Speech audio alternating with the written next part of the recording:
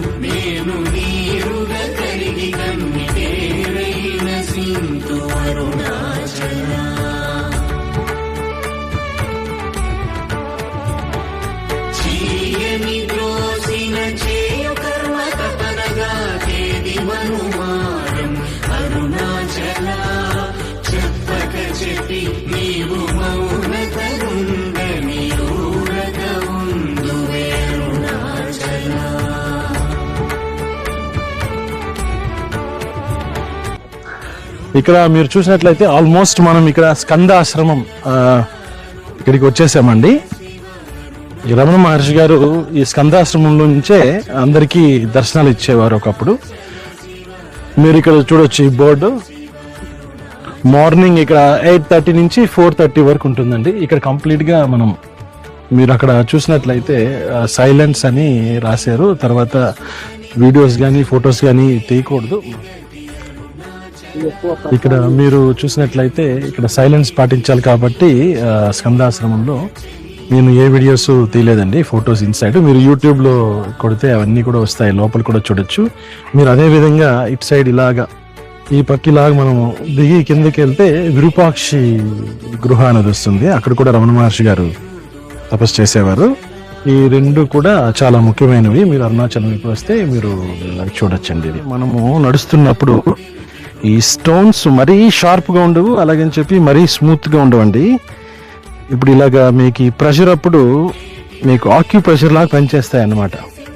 అంటే మనకి ఏమైనా ఫిజికల్గా ఏమైనా ప్రాబ్లమ్స్ ఉంటే కూడా అవి క్యూర్ అయ్యే అవకాశాలు ఉంటాయండి. న్యాచురల్గా ఉంటుంది ఈ నడడం. మీరు ఈ స్టోన్స్ చూడొచ్చు. ఈ పాదాలతో మనం ఇలాగ ప్రెస్ చేస్తూ వెళ్ళాలన్నమాట.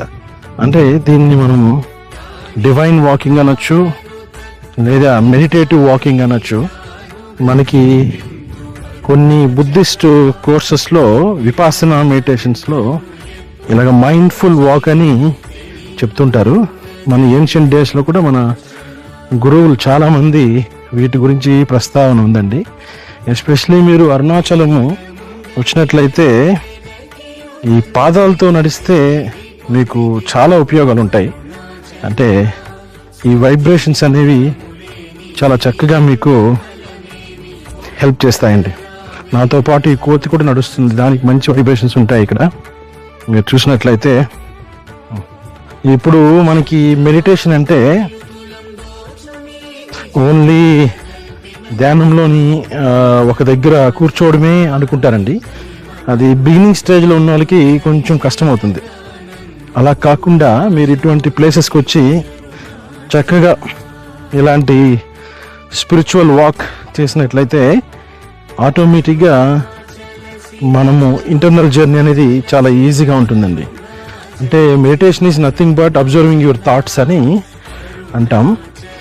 ఆటోమేటిక్గా మీకు ఇక్కడికి వచ్చినట్లయితే ఆ థాట్ ప్రాసెస్ అనేది చాలా పాజిటివ్గా అనేది మారడం మాత్రం జరుగుతుందండి. అది వాళ్ళు ఓన్గా ఎక్స్పీరియన్స్ అయితే కానీ ఆ ఫీల్ అనేది డీప్ ఇన్సైడ్ అనేది జరుగుతుందండి.